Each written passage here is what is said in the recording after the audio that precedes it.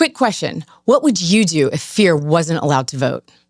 Today, we're going to find out. Bravery isn't the absence of fear. It's the decision to move anyway. Welcome to Hunting Bravery. I'm Amy Siewe, and this show is about the moments that change us, the quiet decisions, the uncomfortable truths, and the courage it takes to step into a life that actually feels like yours. Here, we talk to people who've taken the leap, sometimes boldly, sometimes trembling, but always honestly. Because bravery doesn't always look heroic. Sometimes it looks like saying yes. Sometimes it looks like walking away. Today, we're hunting a different kind of predator. The thoughts, fears, and beliefs that keep us small. Okay, today's guest is Navin Goyal, MD, a physician turned entrepreneur who has made a brave decision to step beyond the traditional path and build a life focused on impact, growth, and service in new forms. After 13 years as an anesthesiologist and medical director, Navin took a leap that many only think about, transitioning fully into entrepreneurship and venture capital. Along the way, he co-founded OFFOR Health, a mobile healthcare company now delivering care to more than 13,000 children each year by reducing barriers to access. He also co-founded Loud Capital, investing in mission-driven companies and helping build an ecosystem, Loud Collective, that brings together leadership, data, and operational expertise to create real business value. Navin is also the author of Physician Underdog, where he shares his journey from medicine to entrepreneurship, and a co-creator of Beyond Physician, a platform helping medical professionals create alternative income streams by monetizing their expertise. In this conversation, we explore what it takes to leave certainty behind, how courage evolves as responsibility grows, and why mental fitness and daily habits are essential when building a purpose-driven life. Navin reminds us that bravery isn't just about bold moves. It's about staying grounded, humble, and intentional as you grow. So we are honored to have you here, Navin. Thank you so much for coming. Thanks for that. That intro is so long. It seems like I'm like robotic, you know? It's like, then this happened, but it's interesting to hear that read. Yeah, like all of the things. There's so many things. It's amazing to me, all the things that you've accomplished. So you started off as an anesthesiologist. What made you decide to pivot and take that leap into doing something totally different? Yeah, and I think it's a great question. And when people do ask me that, we tend to say it's this decision or pivot, right? But it's really these like things that have added up. And so one of the things I'll start with is when you're young, you decide a career many times, right? So like to be a physician, you have to know that kind of early. And for me, it was grade school. And I went the route, college 4 years, medical school 4 years, and then anesthesiology training, which was 4 years. And then there's more training if you want to. And I was like, all right, I'm ready to get a job and get paid, I guess. So I ended up getting a private practice job. And I think, in the process of going through training, you get used to studying and learning for the next stage. And so by the time I was in private practice and I was earning money, which was a real job, which is scary, then you was also like you take your boards, like board certification that you've heard of. So in the first couple of years, the learning curve was actually really steep. Okay. So I'm learning and I'm growing and I'm nervous and I'm stressed, but that's actually what pushes me. Right. And after a few years, learning curve goes a little bit flat. Get to know people. Hey, Sally, how you doing? Blah, blah, blah. I'm not as stressed. And what's interesting is it's like I was getting bored. Yeah. I was just going to say that's not your comfort zone anymore. Yeah. Like this stress, high energy, all of that is more. And I feel like I tell people, no one tells us that we're going to evolve, change minds, learn new things, be a different person. Like no one tells us this. Right. They just say, what do you want to be when you grow up? And okay, great. It's a great career. You should go that route. Right. So I felt guilty for feeling bored. I felt ungrateful for thinking I was grateful initially, but I was like, the fact that I'm thinking of something else, why am I like, what's going on? So I had to process that. I had to take layers, unlearn a lot of things that we've grown up with. Yeah. And just to give you a little insight I've had. So when I mentor like high school kids, I talk to business classes, etc. I say, I don't want to ask you what you want to do when you grow up. What I want to ask you is, what do you want to start with? Because it introduces the optionality and expectation to change and evolve. I think that's so important because, as you're saying that, my mom was a teacher. She just retired, but she was a teacher for like 30 years. Yeah. My dad had an insurance company that he ran, 30 years, whatever. And that's just the mindset that was from, my parents' generation. Yeah. And a lot of it was like, you get with a good company and then you get pension and, stay there and so you're right. There's this sense of guilt when you don't want to follow that. Yes.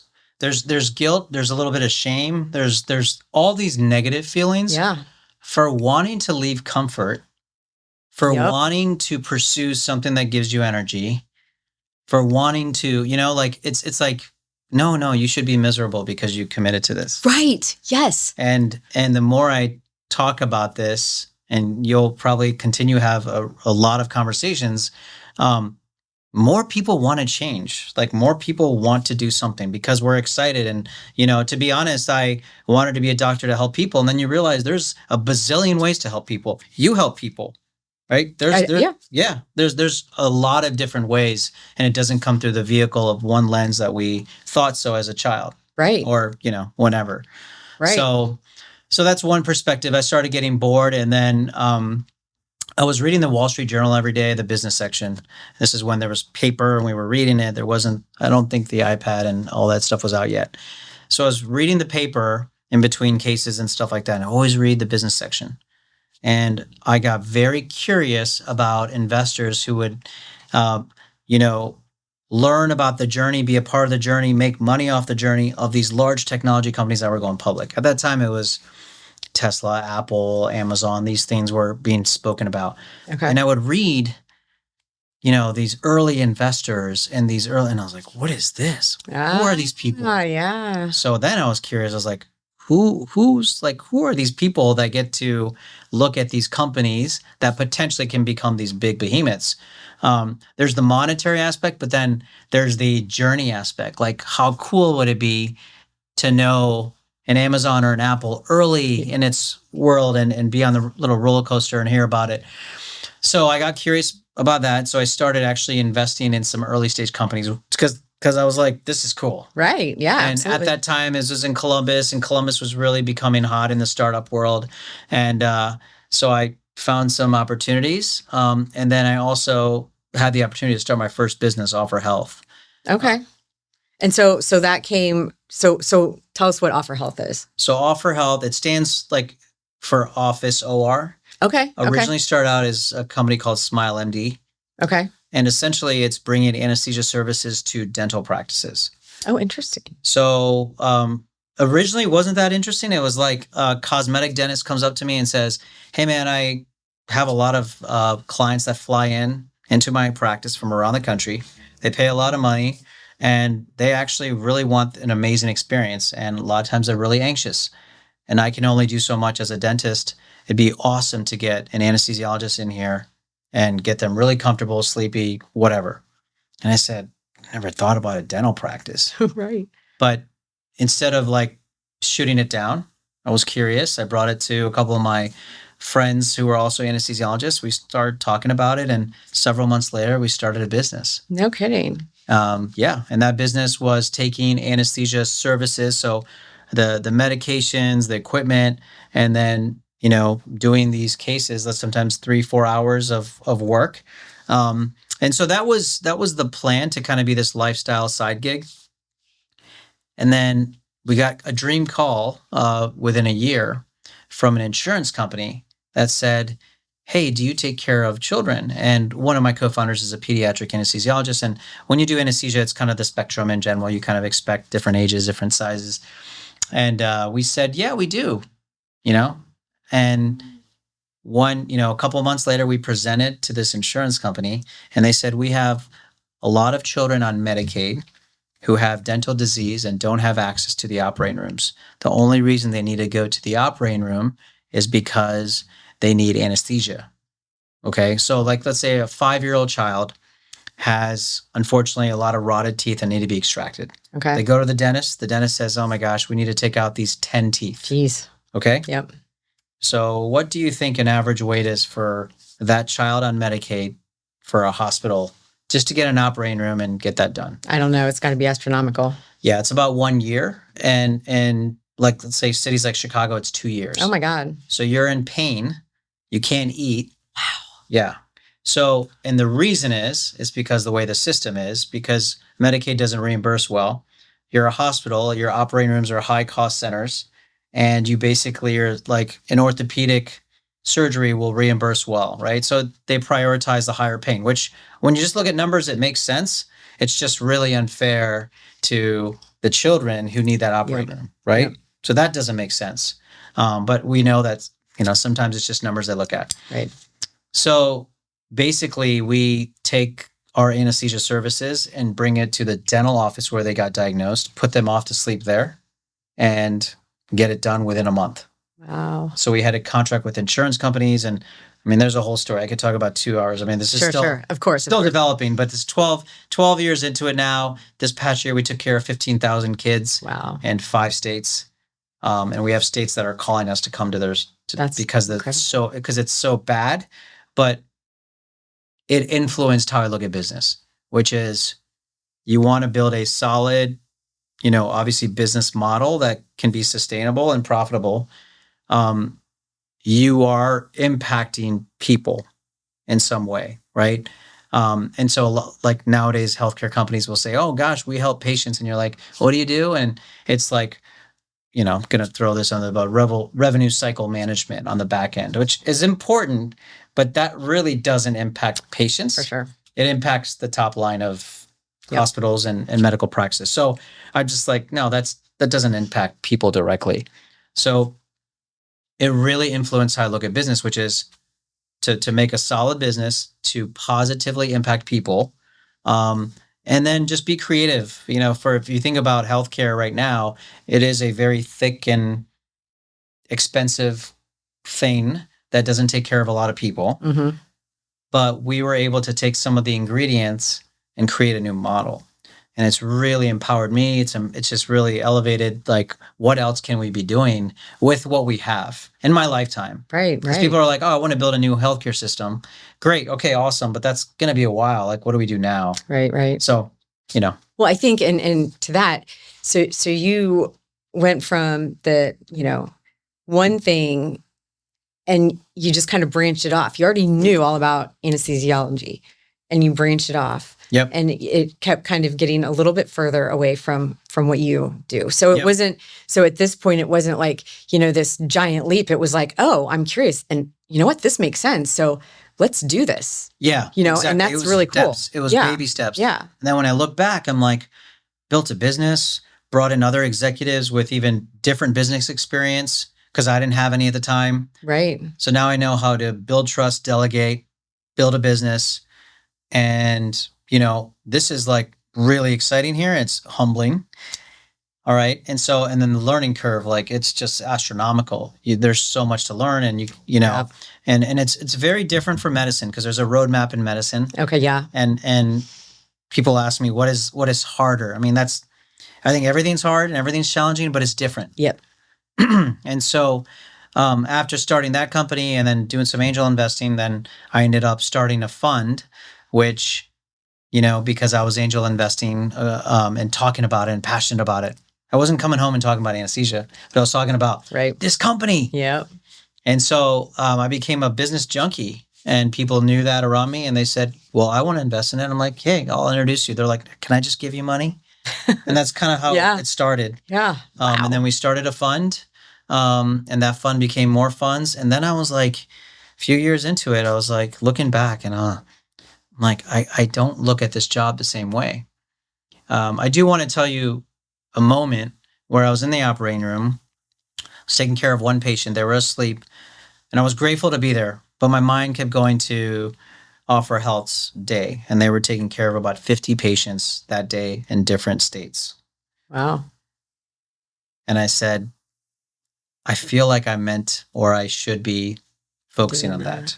Focusing on a company that's taking care of 50 people right now and one person here. And again, not trying to be ungrateful, and that was a big shift in my mind. Yeah. And then I worked really hard to to make that happen. Wow. So that's your answer that you asked 20 minutes. Yeah, no, it's 20 minutes great. It's and I love it because you took us through the whole thing and like your mindset and how your mindset was changing. And that's, I think, the most important part, because people, they'll look at somebody like you or like me and say, hey, you went from this to this. How did you do it? Yeah. And that's a loaded question. Yes. I mean, everybody wants to know, though. Yeah. Everybody wants to know because they want to do it. Yeah. Most people, when they're asking this, they're like, okay, well, I have this thing that I think I want to do. I'm really nervous to do it. I'm really afraid to do it. How did other people do it? Like, give me the roadmap. I know. Give me the roadmap so I can do it exactly like that. And the problem is there isn't one. Yeah. Everybody's journey is different. Everybody's aha moments are different. Everybody's experience is different. Do you have an aha moment that you want to talk about? When I was in real estate, I loved it. Loved it. Every minute of it. I was good at it. Had a team. But I've always, liked snakes. My dad put me in a creek when I was little and taught me how to catch all kinds of critters. And I just had this fascination with snakes. Like, why isn't it kittens or puppies or something? Snakes. So, but it was always a hobby, right? So I'm literally, the moment for me that I knew I might not be on the right path is when I was in the car listening to Jack Canfield, and he had these affirmations, and one of them was, "Are you living your best life? Are you on purpose?" And my stomach like dropped, and I'm like, "Whoa, what was that? Yeah, like, why did that just happen?" And because I was happy, like I wasn't looking for anything else. All of my goals revolved around growing my team and growing my business, and so from then on, I wasn't really searching because I had no idea what it would be. Yeah. But I was just kind of like aware. Yep. And then it's like, I find out there's pythons in Florida, and then I catch one. I'm like, this is it. This is my purpose. I don't know how it's going to work. I don't know what I'm going to do. I don't know what this even is, but this is it. So it was like my moment was not directly related to actually taking the leap, but it was just like, there might be something else out there, even though I'm not looking. Yeah. And I'm not even unhappy. Which I love that, by the way. I think that's even if we had to take a broad message to people, it's almost like that. You're giving permission to people that you don't have to know what that leap is, but you're open to making those steps or a leap. Right. Right. Yeah. Which I think like is really cool, because I think mine sometimes goes into business and then it's like, oh gosh, I want to do it. And then I make it happen. Yours is actually like, I thought I was happy, but then there's like opening of like, maybe there's something greater for me, which is really cool. Well, thank you. Thank you. Yeah. And it's hard when you don't know what that is. Yeah. Yeah. Yeah. And I don't even know where to look. How long did you like that moment to when you heard about the Florida thing or saw something? Do you like months or like the next day? No. It was months. I'm trying to think. I think probably like at least a year. Yeah. At least a year. But I mean, I didn't slow down in real estate or anything. I wasn't like, oh, I'm just giving up because there's something better. I don't know what it is. I love that. So thanks. Because I bet you a lot of people are there. A lot of people feel a little either unsettled or positively motivated, but they don't know what it is. Yeah. And that can be probably frustrating. That's interesting. Yeah, I think so. And I think that because I get people all the time that, they're like, how did you know? How did you know it was right? And I'm like, I just did. Yeah. I mean, there's no way. When I was up on that snake deck and I was, on that first hunt, it's like, I knew in my heart, just it all made sense. I was like, this is 100% what I'm supposed to be doing. I don't know how I'm going to make it happen. I don't know what this even looks like. I don't even know where I am in the middle of the Everglades right now, but it's going to happen. And then in less than 2 months, I sold my business. I rented a room from a guy I found online in Miami. I still can't believe I did that. And I moved to Florida to find out how to become a python hunter. So that's... Wow. Yeah. Yeah. But so when you know, Yeah. you know? Yeah. So mine was very, it was like a slow, but then it was like, boom. Yeah. It just happened super fast. So with you, so what's next after Yeah. that? So after that, so then Loud Capital had started, Right. and then I'm getting more into it. Now I have I still had a full-time anesthesia job, have a family, Yep. wife and 2 kids. Then I had OFFOR Health, which I had delegated. I brought in a CEO and some people. And so from a daily operational aspect, I wasn't needed or involved, but I was still involved every day. Can I stop you for 1 second? One of the things when I was in real estate that we were always striving for was to have somebody else run our businesses. And that was the hardest thing, is to let go of that and let somebody else run it. How did you do that? I mean, was that easy for you? I'm going to tell you, we're actually talking at a very interesting point from that perspective, because I am proud of that. I'm proud to build trust with people, and they understand that whatever they're getting into with me, that I'm transparent, and and then to be able to delegate it, I've reflected on that. I think it's because when I was practicing full time, I literally didn't have the capacity, but I saw the opportunity, so I had to bring in someone. Okay. It wasn't like I was sitting here working in it and being like, I'm going to delegate this. So that's number one. Okay. And number two, I'm actually going back on, and I literally gave a talk 3-4 months ago on, and then to be able to trust people, build trust with people and delegate, like that is a skill you can build. And I still believe that. But I'm at a moment in time now where I am too far removed from a couple of things that I started, and I regret it. Really? Yes. And I won't go back. I wouldn't go back. It's just what I do moving forward, because I needed to do that, and that's how I was able to build these other skills and get to this clarity. Yep. But everything moving forward, I want to be pretty involved in. And again, still delegate things, but just not be as proud to delegate most of it out. Gotcha. Because then the meaning goes out. It's not just about building something and making money and feeling good that this company does this. There's not a meaning as much to me where I'm influencing the change and the decisions, which as a business junkie, that's what I enjoy. Yeah. Yeah. So you're delegating out the best part for you. Yes. So I've learned that. So now it's like I'm in the happy medium, which is because I think I'm going to continue to start and build some companies. Yeah. I think I'm that's the person I am. But I think I'm going to do it in that manner, which is like the medium. Yeah. 1 foot in, maybe, I don't know if that's a good analogy, and, keeping your foot in. Yeah. Yeah. I mean, that's pretty awesome. Okay. So where are we now? Yeah. Sorry. I took a sidetrack. No. I apologize. You didn't. It was probably me. So then by the end of 2019, I'm overwhelmed, and I had to make a decision. Now, one thing that I'm proud of is I'm usually pretty energetic and present. And I would have a couple partners in my anesthesia group say, Navin, you look like a zombie when you walk in here. So I was feeling that, but when you get external observation, it's like, oh crap, like I really can't be here anymore. Right. And then the business stuff was growing and going well. And every time I would take a day off of my anesthesia job and go to my office and just be enthusiastic. So I made the jump end of 2019. Okay. And I said, worst case, I have a fallback, which as a physician is like a unique leverage point. Yeah.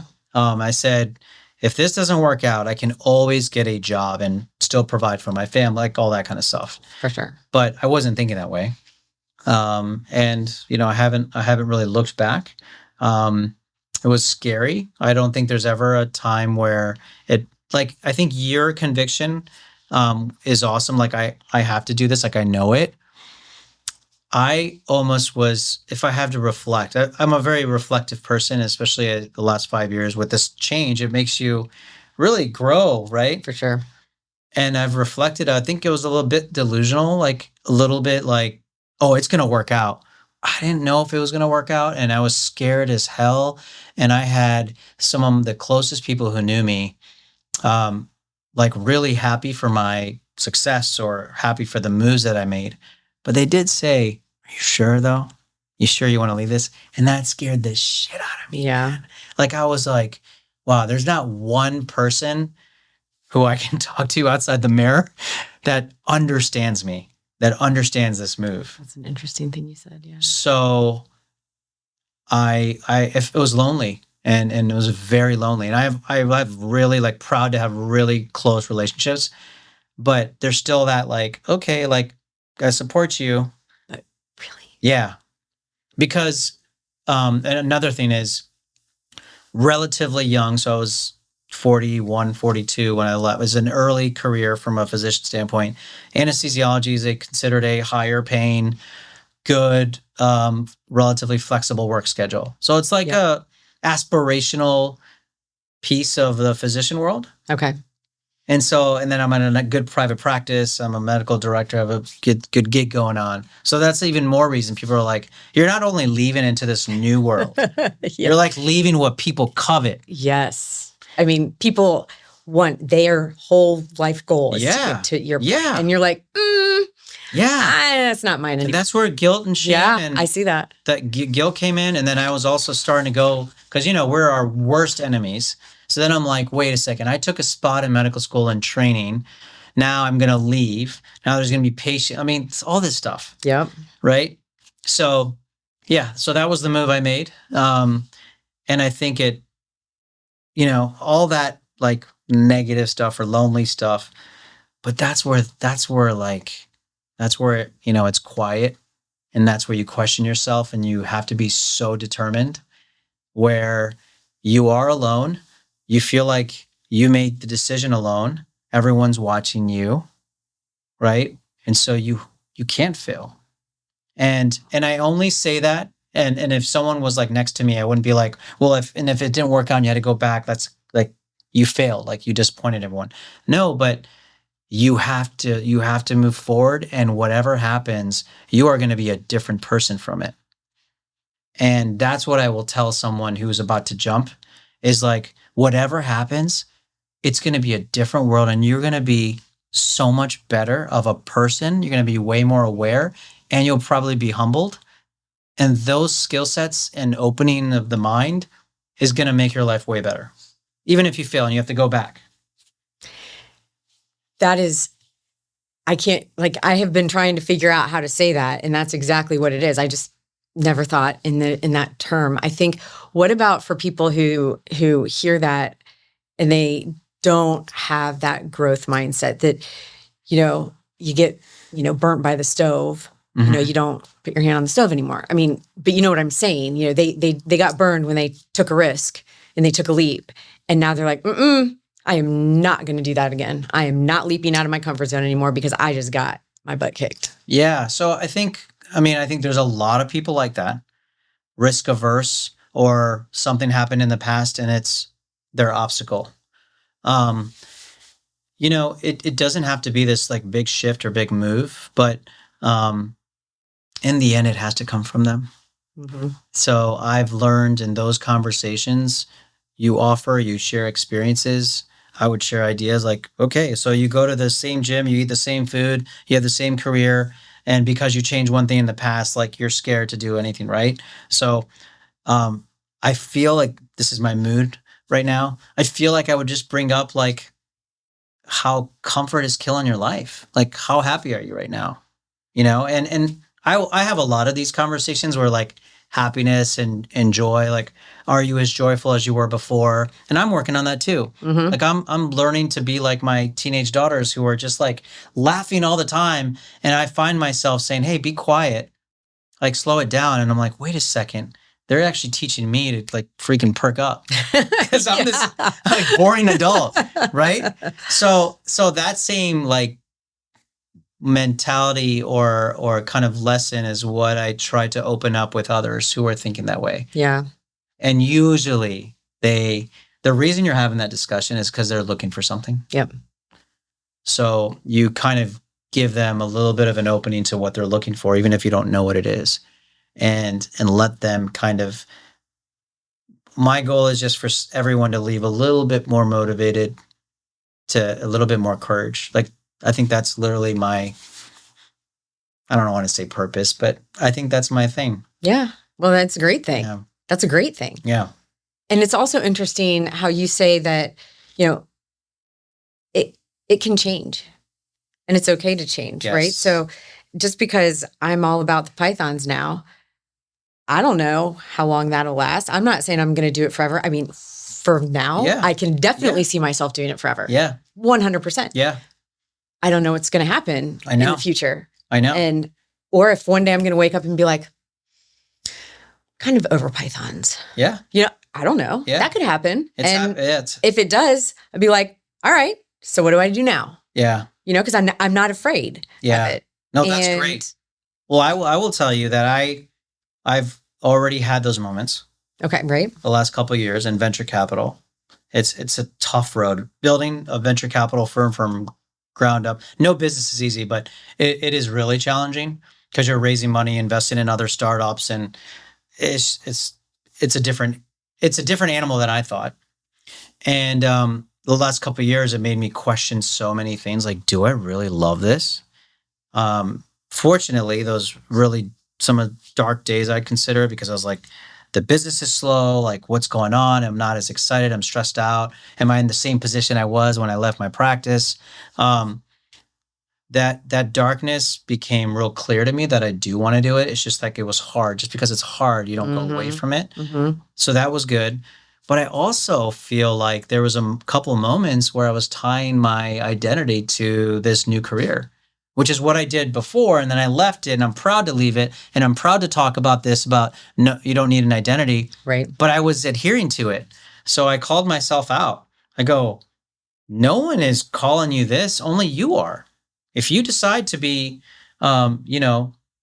fascinated with water and give tours somewhere and go boating and be on a beach and serve margaritas, and you want to do that, go do that. Right.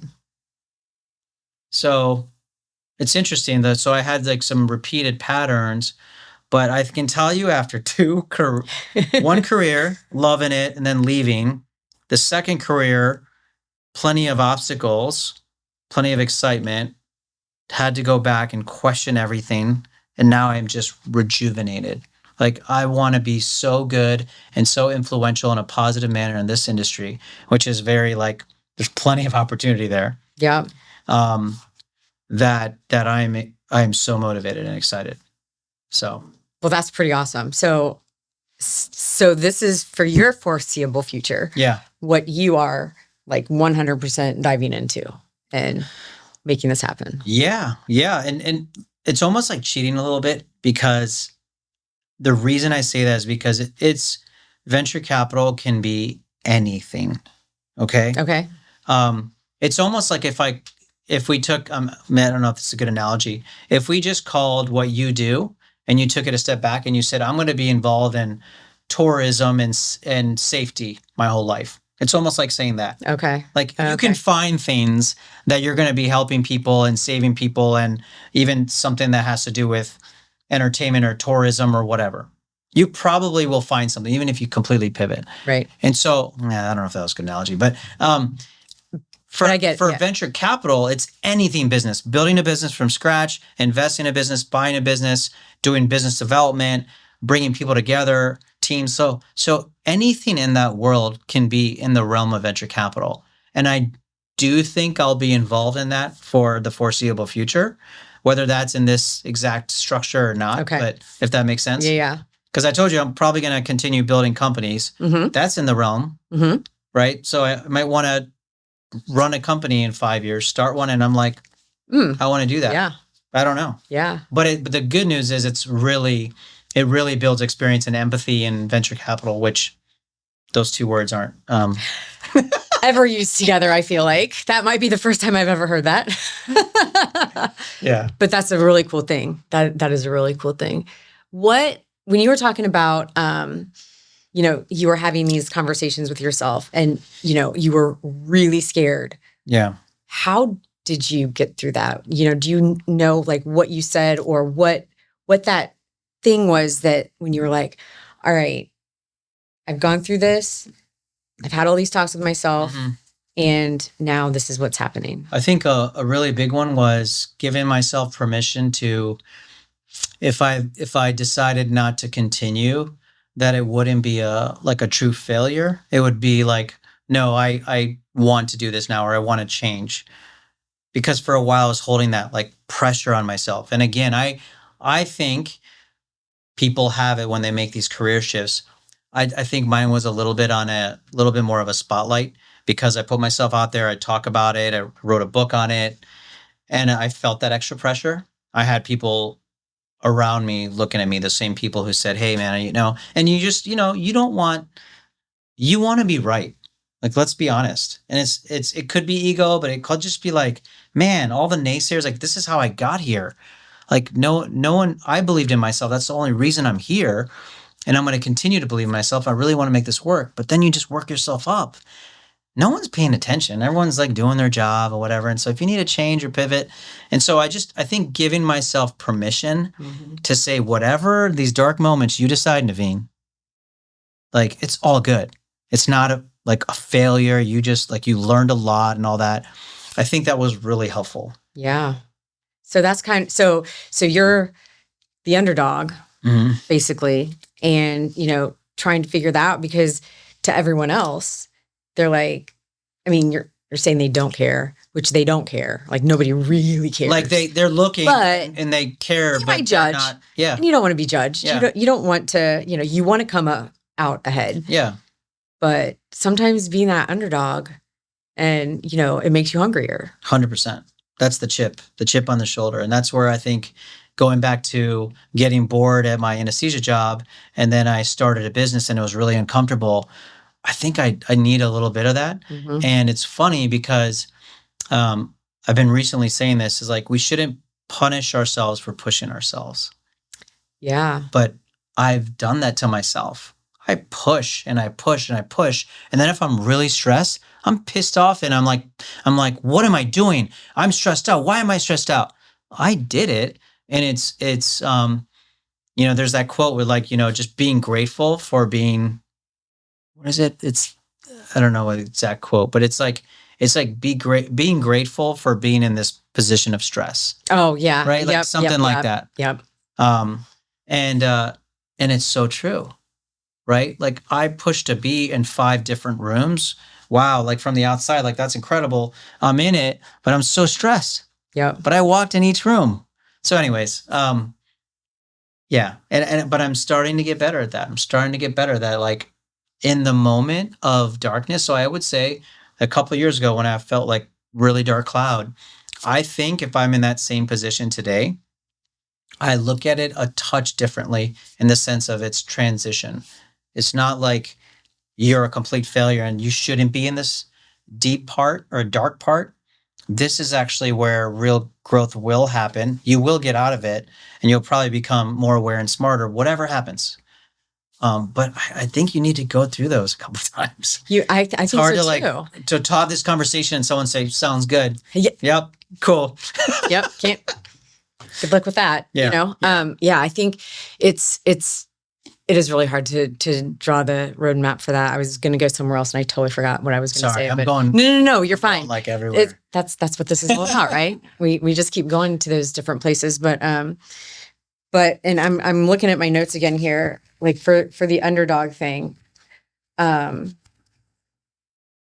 Actually, let me go back really fast, because we were talking about what people think of us and all of that.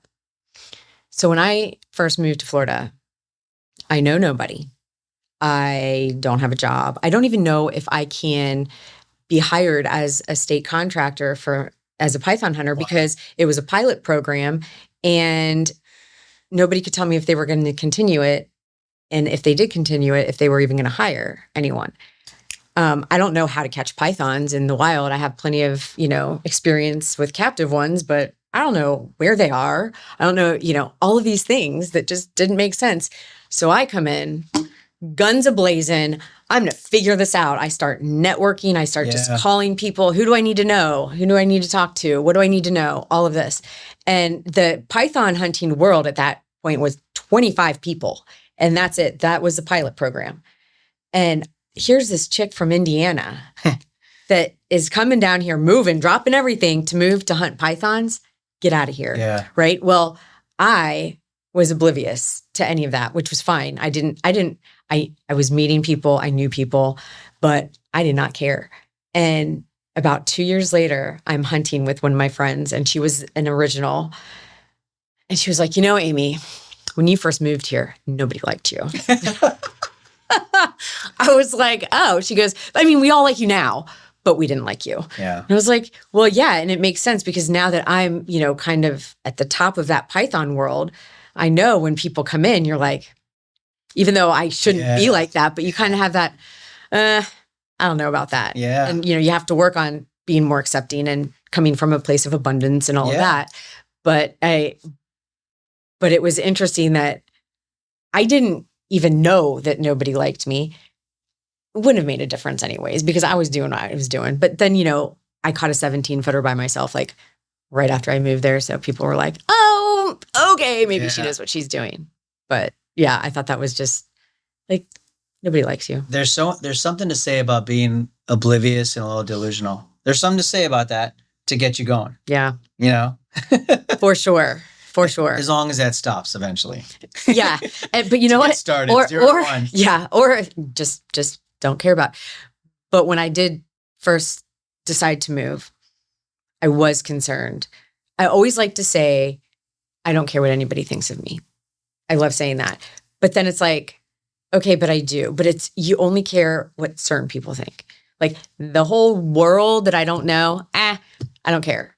But it's like, okay, my parents, my close friends, colleagues, things like that. I do care what they think. And so I did when I was getting ready to move, I was like, I am probably going to be judged for this. Like, I don't know what people are going to think. And then I'm like, it's not their life.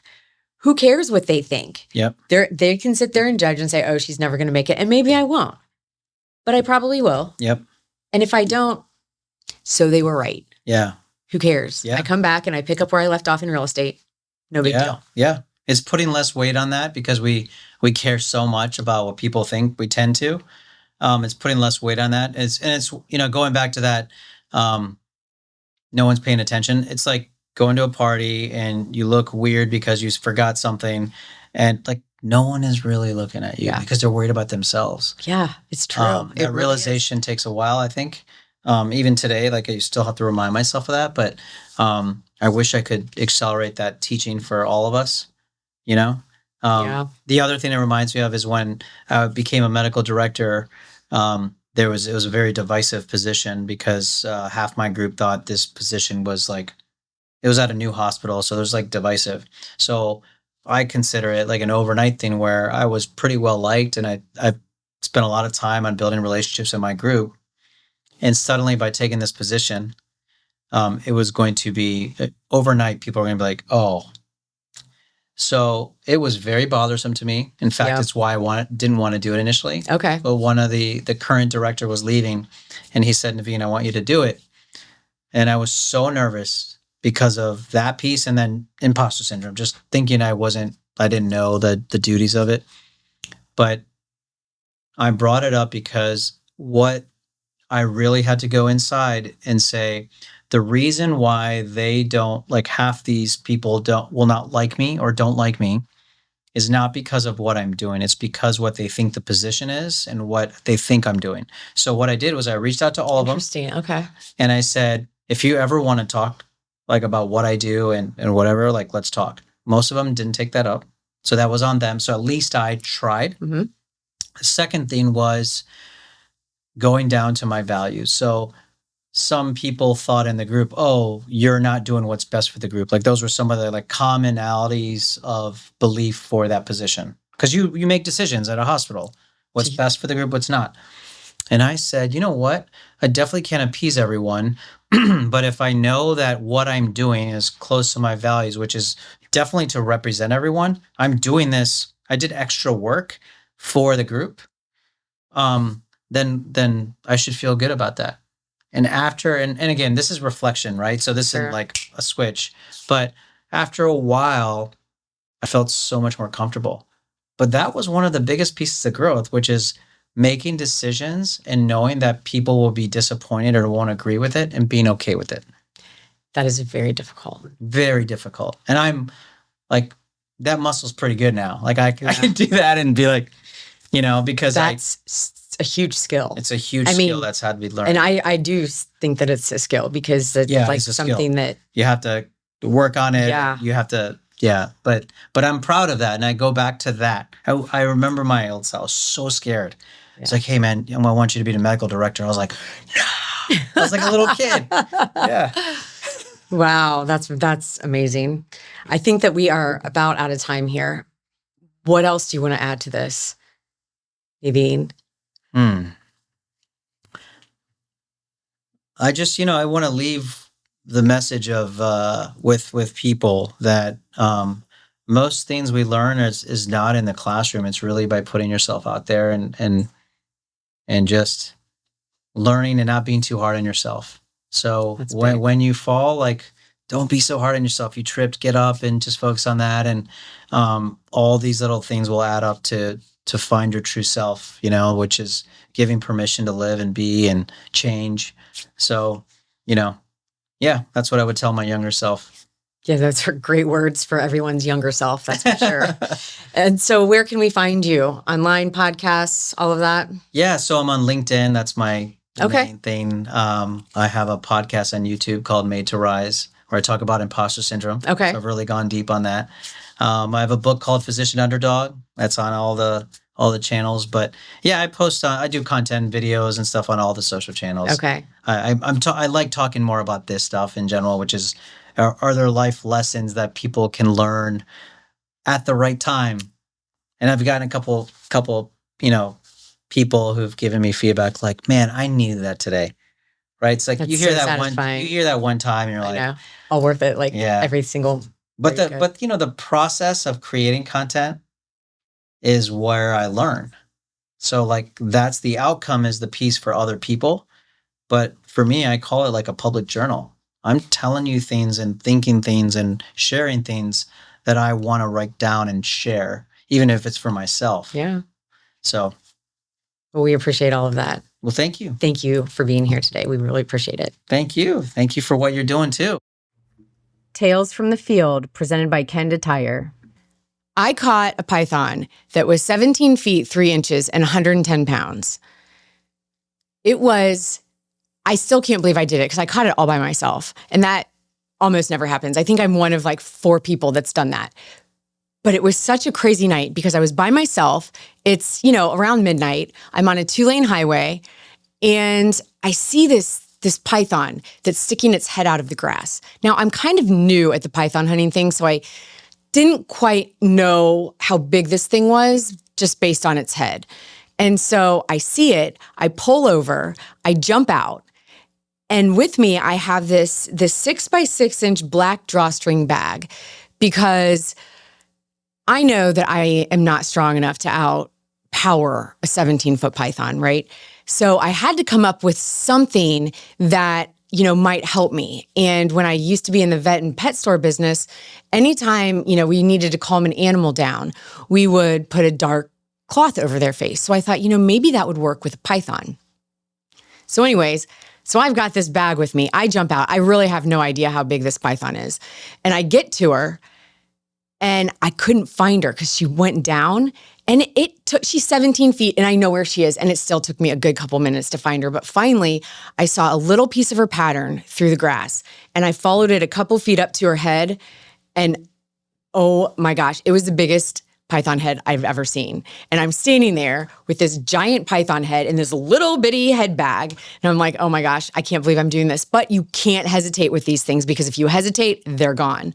So I said, let's do this. So I jumped on the python and I couldn't see her body because she's buried in the swamp. So I'm kind of like straddling her and I've got my hands behind her head, behind her jaws, and she's trying with all her might to pull back into the swamp. And so my elbows are locked out. I'm literally squatting her up, like using all my lower body strength to keep her from going in the swamp. So this was like a battle of strength, not this wrestling match, right?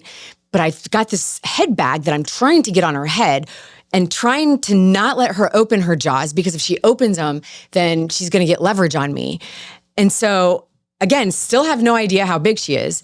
And so finally, after it felt like 2 hours, but it was probably only 15 minutes, I finally get this head bag over the snake's giant head, and it just stops. It just stops moving. Thank God, because it was going to be her or me, and I was about out of energy. And so when she just stopped, I'm sitting there on top of this python, this huge python. Still don't know how big it is though. And catching my breath, trying to, figure out, I got to pull this thing out, put her in my truck. How am I going to do this? Well, a truck drives by, and I'm like sitting kind of in a ditch on top of this thing, and you can't really even see me. So I yell out to them. Well, they stop and they back up, and I'm like, hey, come help me. They're like, what are you doing? I said, I'm sitting on a python. They're like, why? I'm like, you'll see. So they come down, and they were like, oh my God, that is a huge python. And so they helped me. Like, I grabbed the head, they grabbed the body, and I was like, oh my God, that is a huge python. It was crazy. But she is my biggest so far, 17.3, 110 pounds. And just in case anyone was wondering, everybody knows this, I'm 5'4", 120 pounds. So yes, I did still weigh a little bit more than her, but I did win that fight. Bravery doesn't end when the episode does. If something you heard today stirred you, sit with it. Ask yourself where you've been choosing comfort over courage, and where one small, brave step might change everything. Remember, bravery isn't about being fearless. It's about being honest and moving anyway. If this episode resonated, share it with someone who might need it. And if you're ready to keep hunting your best life of purpose, I'll meet you right back here next time. This is Hunting Bravery. Stay curious, stay courageous.